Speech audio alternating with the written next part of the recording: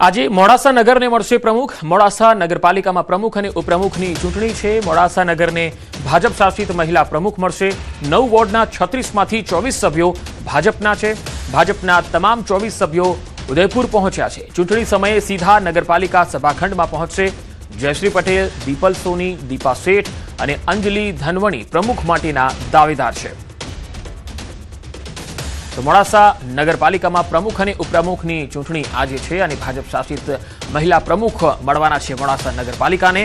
9 વોર્ડના 36માંથી 24 સભ્યો ભાજપના છે અને ભાજપના આ તમામ 24 સભ્યો ઉદયપુર છે।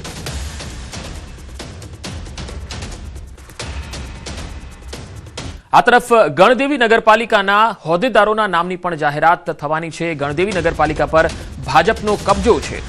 6 વોર્ડની તમામ 24 બેઠકો પર ભાજપનો કબજો છે। પ્રમુખની રેસમાં નિશા સોલંકી અને ભાનુ પટેલ આગળ છે।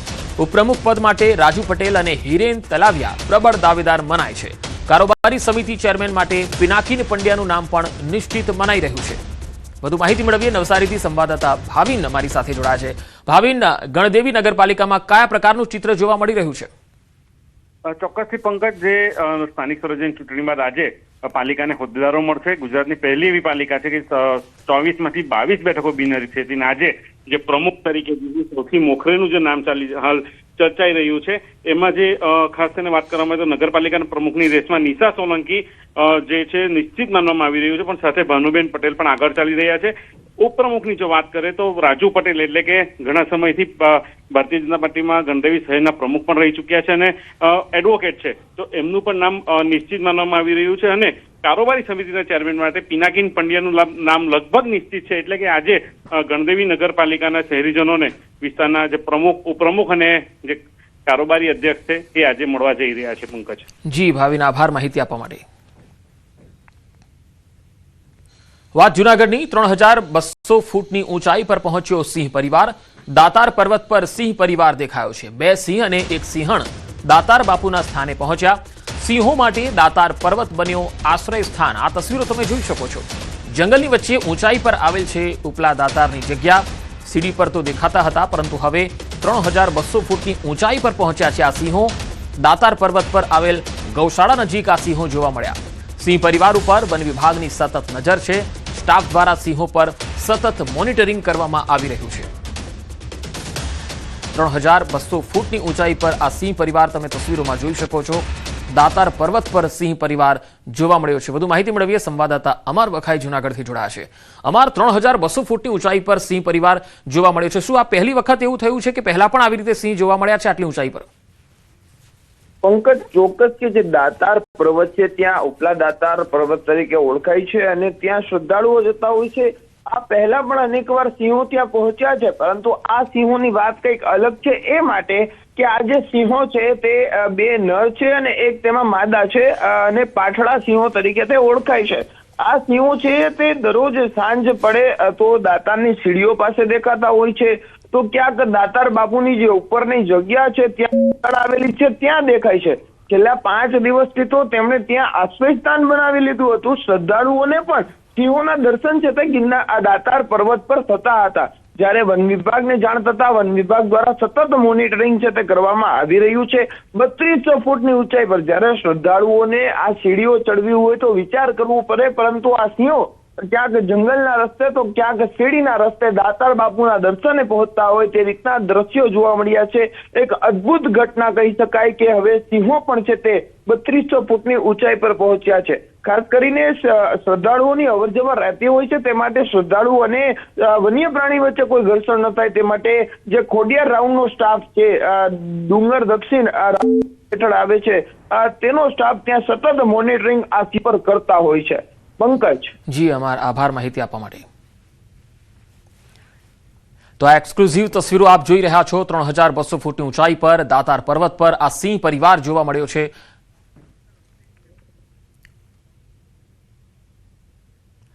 અને હવે વાત 5 દિવસમાં બીજા ઝટકાની।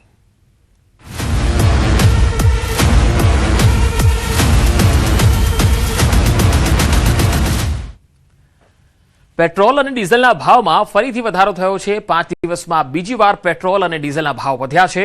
ગત શુક્રવારે અંદાજે 3 રૂપિયા વધ્યા।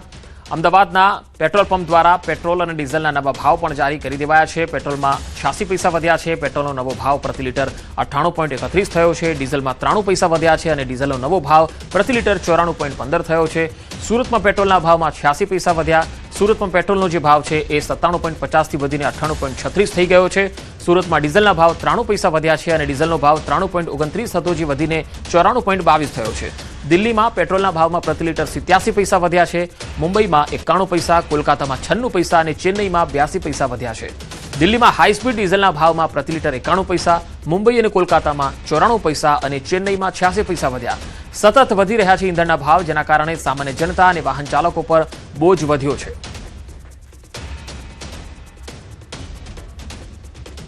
એક જ અઠવાડિયામાં બીજી વખત પેટ્રોલના ભાવ વધ્યા છે. તેની અસર હવે પેટ્રોલ પંપ પર જોવા મળી રહી છે. પેટ્રોલની અછત અને 3 રૂપિયાનો વધારો આવતા જે પેટ્રોલ પંપ પર લાંબી લાઈનો લાગી હતી, તે પેટ્રોલ પંપ પર હવે ગઈના ગાંઠા લોકો પેટ્રોલ ભરાવા પહોંચી રહ્યા છે. દ્રશ્ય જોઈ શકાય છે સુરતના સૌથી પોસ્ટ ગણાતો અઠવા લાઇન્સ, કે અહીંયા 365 દાડા લોકોની પેટ્રોલ માટે લાઈન હોય છે અને કદાચ પેટ્રોલની શોર્ટેજ અને 3 રૂપિયાનો વધારો થતાં અહીંયા 1 કિલોમીટર લાંબી લાઈનો લાગી હતી. ત્યાં કર્મચારીઓ આરામ ફરમાવી રહ્યા છે. લોકોનું માનવું છે કે એક જ અઠવાડિયામાં બીજી વખત જે ભાવ વધ્યો છે તેની જનજીવન પર મોટી અસર જોવા મળશે. પેટ્રોલના ભાવ વધવાને લઈને તમામ વસ્તુ મોંઘી થશે. તે પછી સ્કૂલના બાળકોની વેનના ભાડા હોય કે પછી ખાણીપીણી હોય, દવાઓ હોય કે ત્યાર પછી કોઈ પણ વસ્તુ હોય, કારણ કે પેટ્રોલ ડીઝલના ભાવ વધશે, ટ્રાન્સપોર્ટેશનના ભાવમાં વધારો થશે, જેને લઈને તમામ વસ્તુઓ મોંઘી થશે. જો કે બીજી વખત એક જ અઠવાડિયામાં પ્રથમ 3 રૂપિયા અને ત્યારબાદ 1 રૂપિયા જેટલો વધારો થતાં પેટ્રોલ પંપ પર હવે લોકો પહોંચી નથી રહ્યા. કર્મચારીઓ આરામ કરતા સુરતમાં જોવા મળી રહ્યા છે. કેમેરામેન જીગર ગુગલ સાથે કૃતેશ પટેલ, ન્યૂઝ 18 ગુજરાતી, સુરત. અમદાવાદના નિકોલમાં આભૂષણ જ્વેલર્સમાં સેલ્સ ગર્લ દ્વારા કરોડોના દાગીનાની ચોરીનો જે કેસ છે, ક્રાઇમ બ્રાન્ચે સેલ્સ ગર્લની અમદાવાદથી ધરપકડ કરી લીધી છે. આ સેલ્સ ગર્લ હર્ષિદા શેટ્ટીએ 1.66 કરોડના દાગીના ચોરી કરી લીધા હતા. નિકોલ પોલીસે હાલ તપાસ હાથ ધરી છે. આરોપી હર્ષિદા પાસેથી ક્રાઇમ બ્રાન્ચે 22,54,000નો મુદ્દામાલ જપ્ત કર્યો છે. આરોપીએ જ્વેલર્સમાંથી 1 કરોડ 66 લાખના દાગીનાની ચોરી કરી હતી અને ત્યારબાદ મયુરમાળી સાથે રાજ્ય બહાર જવાનો પ્લાન હતો. ચોરી કરીને બુલેટ લઈ ઉદયપુર, જયપુર, ત્યાંથી દિલ્હી પહોંચ્યા. મયુરમાળી દિલ્હીની હોટલમાં હર્ષિદાને મૂકીને ફરાર થયો. કેટલાક દાગીના મયુરમાળી પોતાની પાસે રાખીને ફરાર થયો. પોલીસે મયુરમાળીને પણ ઝડપી લીધો છે. નિકોલ પોલીસે સમગ્ર મામલે મુદ્દામાલ રિકવર કરવાની તજવીજ હાથ ધરી છે.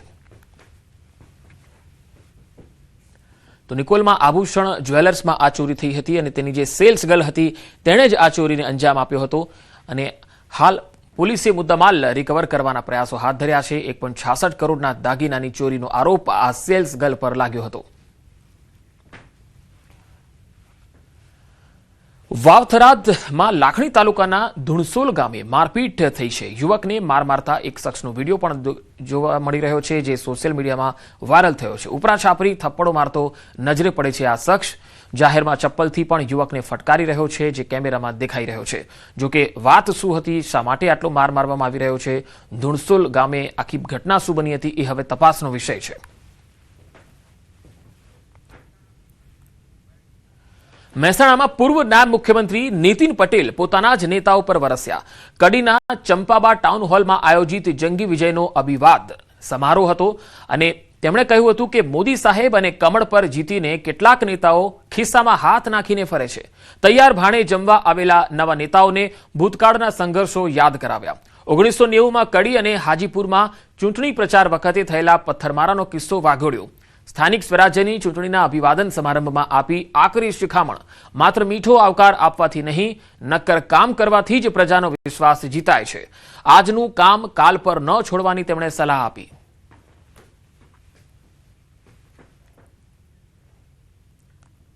નવી પેઢીને ખબર નથી કે આ બધું કેવી રીતે થયું. ઘણા લોકો નસીબદાર હોય છે, તૈયાર ડીશ મળે, તૈયાર ભોજન, એના ઉપર આવીને બેસી જવાનું. એર કન્ડિશન રૂમ હોય, કાર્યકરોએ ભૂતકાળમાં મહેનત કરી હોય અને તૈયાર ખાવાનું ઘણાને મળી ગયું છે. નર્મદા જિલ્લા પંચાયત અને તાલુકા પંચાયતની કેટલીક સીટોમાં ભાજપની હારને લઈ સાંસદ મનસુખ વસાવા આક્રમક જોવા મળ્યા. જિલ્લા અને તાલુકા પંચાયતની કેટલીક બેઠકો પર હારને લઈ જિલ્લા પ્રમુખ નીલ રાવ અને મહામંત્રી હિતેશ વસાવા પર આક્ષેપો લગાવ્યા. જિલ્લા ભાજપ પ્રમુખ નીલ રાવ તેમણે હારનું ઠીકરું ફોડી દીધું હતું. ડેડિયાપાડા ખાતે ભાજપની મનોમંથન બેઠકમાં મનસુખ વસાવાએ સંબોધન કર્યું. તેમણે કહ્યું, ચૂંટણીમાં મહામંત્રી કે જિલ્લા પ્રમુખ કોઈ જગ્યાએ પ્રચારમાં જ નીકળ્યા ન હતા એટલે હાર્યા. ચૈતર સામે કાઉન્ટર કરવાની જગ્યાએ નીલ રાવ ઓફિસમાં બેસી રહેતા હતા. હાર પાછળનું મુખ્ય કારણ જિલ્લા પ્રમુખ નીલ રાવ છે એવું તેમણે કહ્યું. જિલ્લા પ્રમુખનો હોદ્દો મળ્યો એટલે મન ફાવે એવું કરે, પરંતુ આ ભાજપ છે ચલાવી નહીં લે. ચૈતર વસાવા ભાજપ પર વરસે એ બરાબર, પરંતુ આ તો ભાજપ જિલ્લા પ્રમુખ જ કાર્યકર્તાઓને ડરાવે છે. ભાજપના કાર્યકર્તાઓએ નીલથી ડરવાની જરૂર નથી. કૌભાંડ થયું મનરેગામાં ને ધારાસભ્ય તરીકે ચૈતર વસાવે શું જોયું? કઈની ફરજ નહોતી, પણ આ બધી બાબતો કાઉન્ટર કર્યું છે ચૂંટણી સમયે. તો બોલો વરના નીકળ્યો ને નીલ પણ એસી ઓફિસમાં ત્યાં બેઠા રહ્યા કમલમમાં. આનાથી ચૂંટણી જીતાય? ચૈતર વસાવા ડરાવે કે દેવો ડરાવે શંકરભાઈ, તો બરોબર છે. આ તો જિલ્લાનો પ્રમુખ અને મહામંત્રી આપણા કાર્યકર્તાને બીવડાવે, ડરાવે. આ તો ચૈતર સાથે મળેલા છે એવું થયું ને. અને મને રાઉત છે ભાઈ, ઘરની બહાર તમે તાલુકા જિલ્લા પંચાયતમાં બે નથી નીકળ્યા. કાલે દેશભરમાં મેડિકલ સ્ટોર્સનું બંધનું એલાન. 20 મે બુધવારે રાષ્ટ્રવ્યાપી કેમિસ્ટ બંધનું એલાન છે. કેમિસ્ટ એન્ડ ડ્રગિસ્ટ એસોસિએશન દ્વારા આ બંધનું એલાન આપવામાં આવ્યું. સુરત સહિત ગુજરાતભરના કેમિસ્ટો આ બંધમાં જોડાશે. એઆઈઓસીડી અને Gujarat state chemist and druggist એસોસિએશનનો આ નિર્ણય દેશભરના આશરે 12.40 લાખથી વધુ કેમિસ્ટો વિરોધ કરશે. ઓનલાઈન ડુપ્લિકેટ દવાઓના વેચાણનો આ વિરોધ છે. નકલી દવાઓ અને નશાકારક દવાઓના ઓનલાઈન વેચાણ સામે અવાજ ઉઠાવશે. યુવાધનને નશાના રવાડેથી બચાવવાની માંગ. જિલ્લા કલેક્ટર અને ફૂડ ડ્રગ વિભાગને આવેદન અપાશે. જરૂરી સેવાઓ માટે કેટલાક જે મેડિકલ સ્ટોર્સ છે એ ખુલ્લા રહેશે. ઇમરજન્સી સેવાઓને ધ્યાનમાં રાખીને વ્યવસ્થાઓ કરાશે. હિસાબે ખૂબ જ મોટું દૂષણ માર્કેટમાં ઘૂસી ગયું છે. લોકો નશેડી થઈ ગયા છે. જે દવા ફાર્માસિસ્ટના અંડર ઓબ્ઝર્વેશનમાં અને ડૉક્ટરના માધ્યમથી જે લોકોને પ્રોવાઈડ થવી જોઈએ એ થતી નથી.